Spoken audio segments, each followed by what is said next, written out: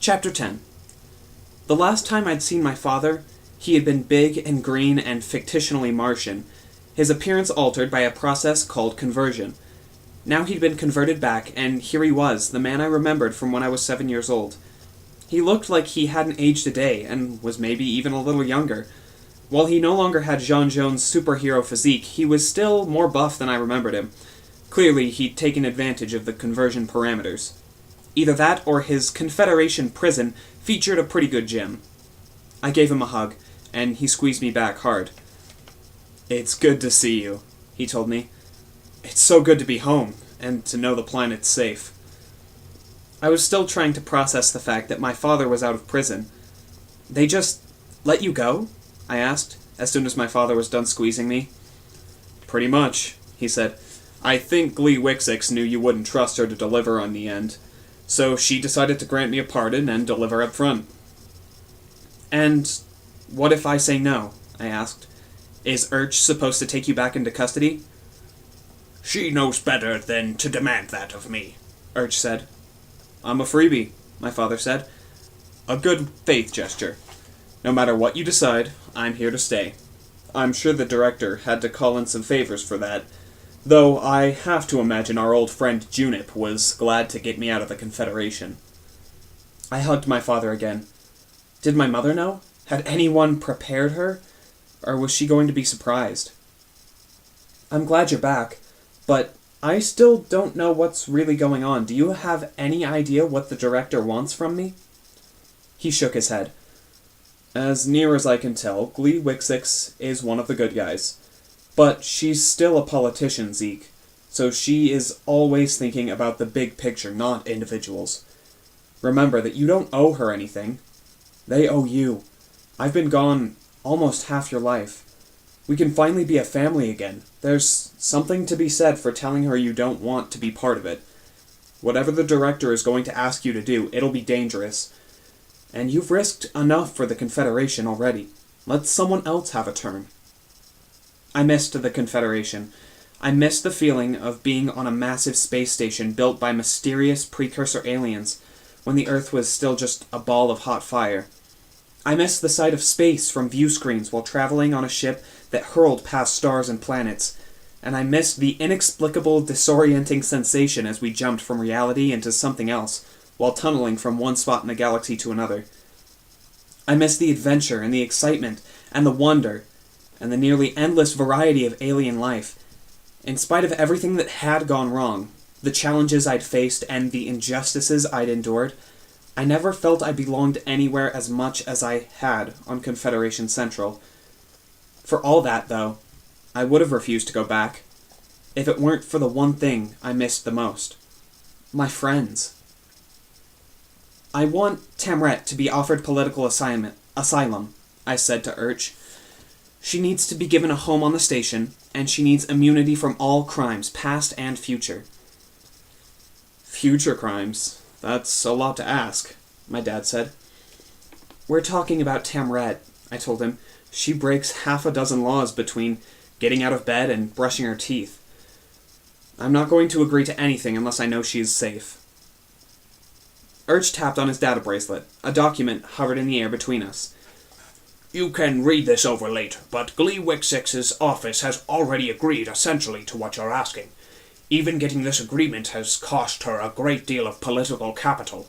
I can assure you Junip fought her every inch of the way, but the director has many allies, and you'll find that the asylum terms are most generous. Crimes against the physical well-being of others are not included, and neither are crimes against the security of the Confederation. But otherwise, they are offering Tamret full diplomatic immunity. She'll also be given enough credits that she won't need to commit crimes. She'll be fairly comfortable." "Comfort probably won't stop her," I said, "but it's a start. And I'm going to need the same offer to be extended to Steve. I want him to be given a chance to come back." Urch grunted. "This too has been anticipated and approved." "And if I'm heading back to the Confederation, I'll need a team," I said. "People I know and trust. I want Charles, Niana, and Misun to come along, if they're up for it. And Steve, he needs to be given the chance to come back from Ishi. Those are all requests that serve other beings, my father said. Do you want anything for yourself? I shook my head. That's all I really care about. If you and my friends are safe, I'll do what she wants.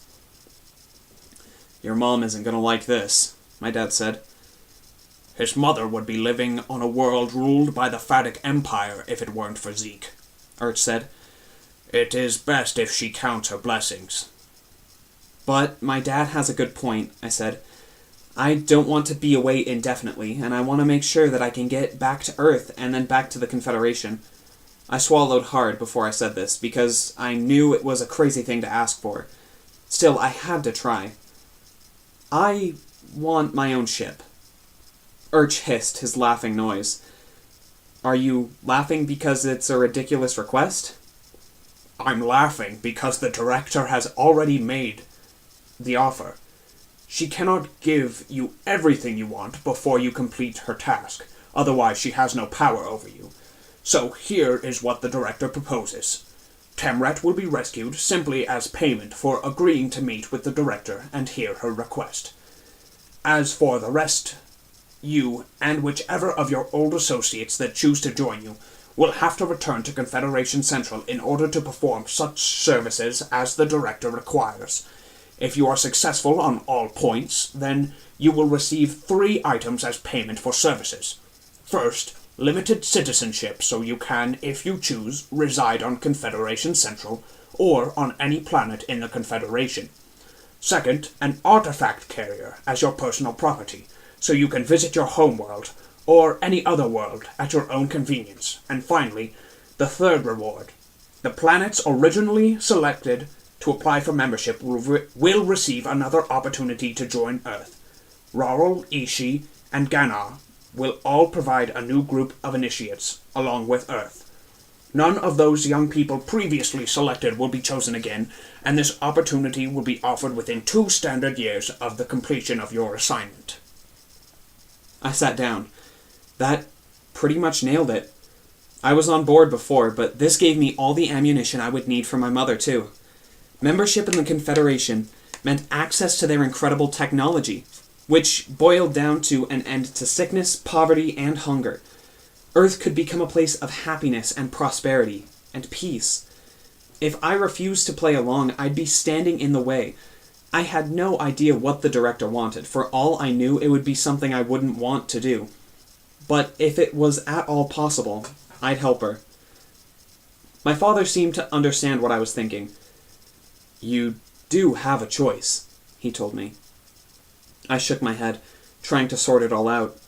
I understood what my father was saying, but he was acting like I could walk away from this offer, and I didn't think that was true. I have a choice, but there's only one right one, isn't there? He came and sat down next to me. A few years back, I faced the same choice. I could go back to my family, or I could stay away and try and help the entire world. I know I made the right decision, but it was a painful one, and it hurt every day. You need to understand what you're agreeing to. You're still just a kid, but you've been out there. You know it can be dangerous.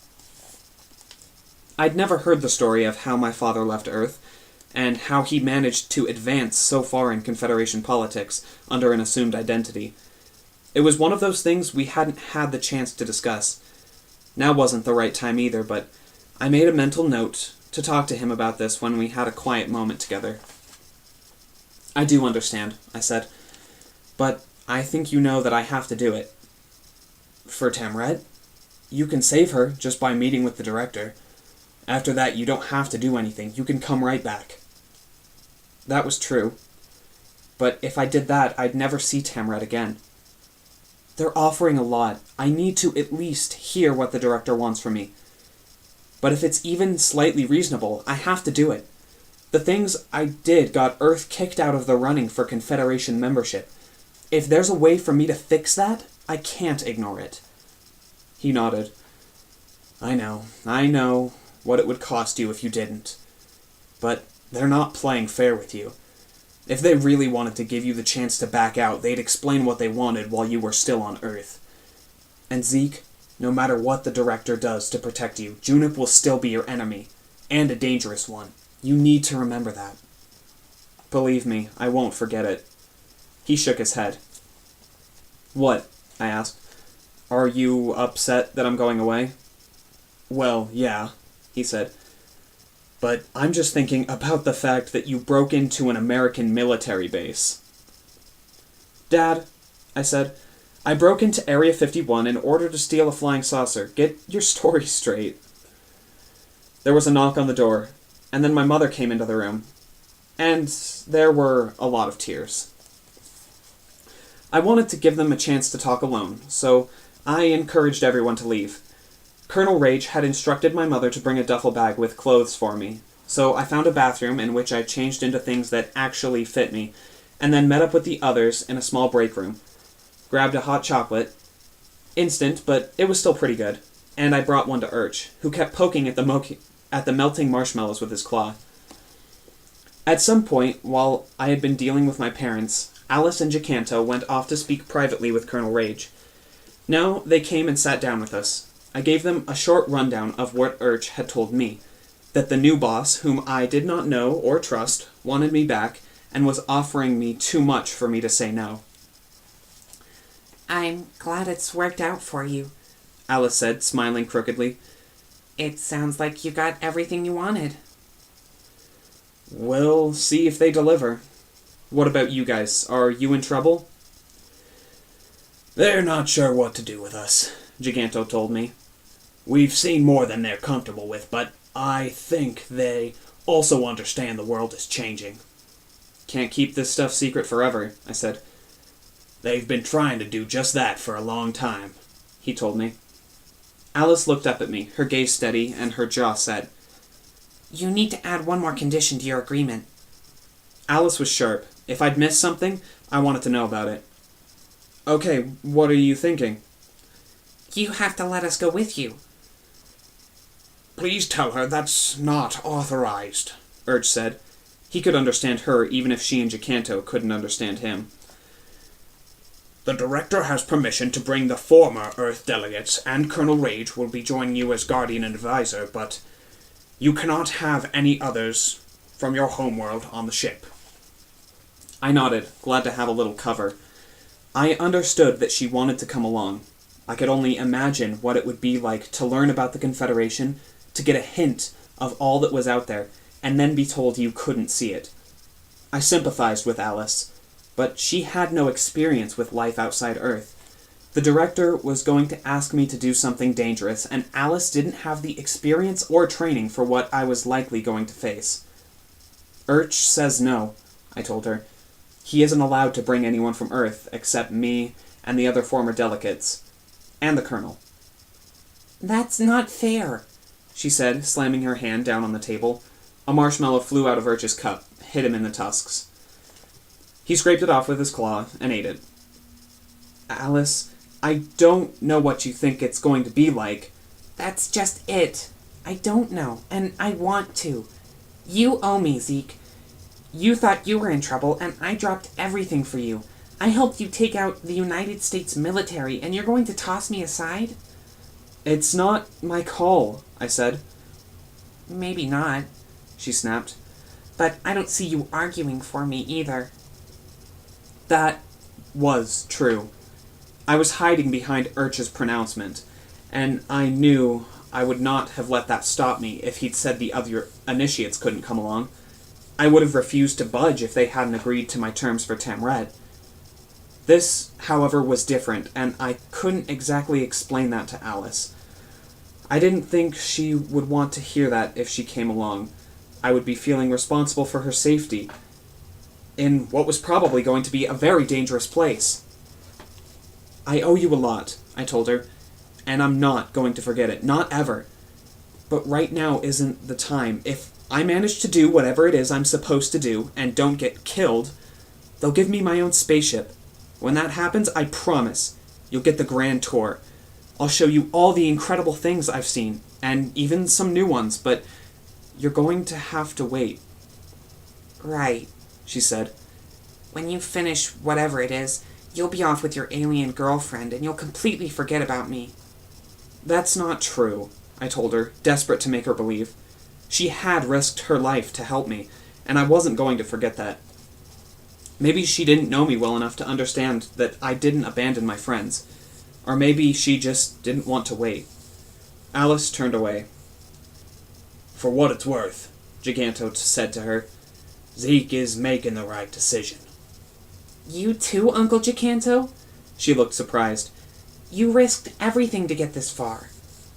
I wanted to find out the truth about aliens, he said with a shrug. I found out the truth. I'm sitting in a cafeteria with an alien right now. I'm calling that a win. Alice looked around the table. We were all gazing at her with serious expressions. All but Urch, who was licking the inside of his styrofoam cup. Fine, she said, folding her arms. But please let me stay until you guys leave. Let me meet your other friends. Can I at least see the inside of the shuttlecraft? Urch now had the cup turned upside down, and was shaking drops into his mouth.